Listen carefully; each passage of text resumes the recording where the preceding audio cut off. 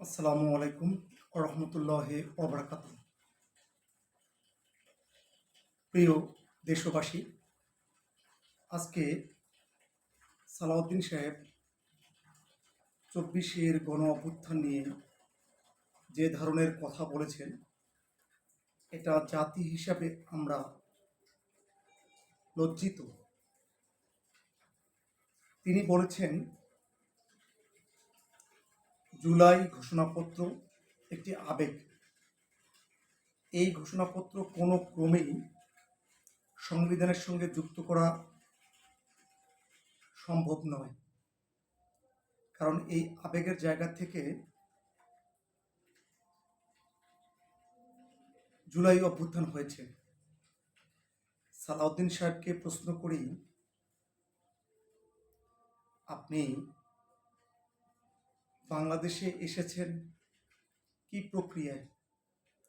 ১৭ বছর আপনি ভারতের আরাম আয়েশে দিন যাপন করেছেন।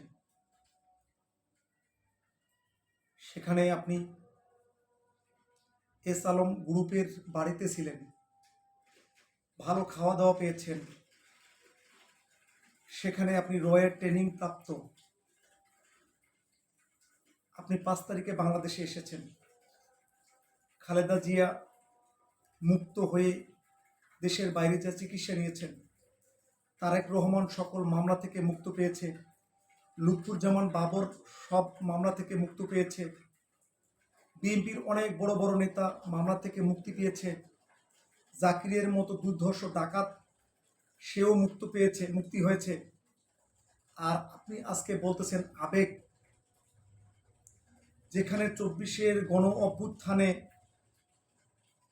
ছাত্র জনতার রক্তের বিনিময়ে, পঙ্গুত্বের বিনিময়ে আজকে যে দেশ পেয়েছি, সেই দেশকে আপনি আবেগের সঙ্গে তুলনা করেছেন।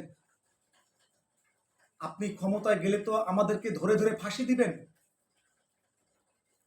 আপনি তো ভারতের লেসপ্যান্সারি করতেছেন, আওয়ামী মাফিয়া হাসিনার লেসপ্যান্সারি করতেছেন। আপনি সেই জায়গা থেকে বাংলাদেশকে আজকে একটি আবেগের জায়গা নিয়ে এসেছেন। আপনার লজ্জা হওয়া উচিত। আপনি কিভাবে এই কথা বলেন? বাংলাদেশ ৫ তারিখে গণ অভ্যুত্থানের পর বাংলাদেশে আপনি এসেছেন। এসে আপনি সবচাইতে বেনিফিশিয়ারি, এই গণ অভ্যুত্থানের সবচাইতে বেনিফিশিয়ারি হচ্ছেন আপনি। আপনি সরকারের সঙ্গে সব ধরনের কথাবার্তা বলতেছেন, সব জায়গায় আপনি যাচ্ছেন, আর আপনি আজকে আবেগের কথা বলতেছেন। আপনার লজ্জা হওয়া উচিত।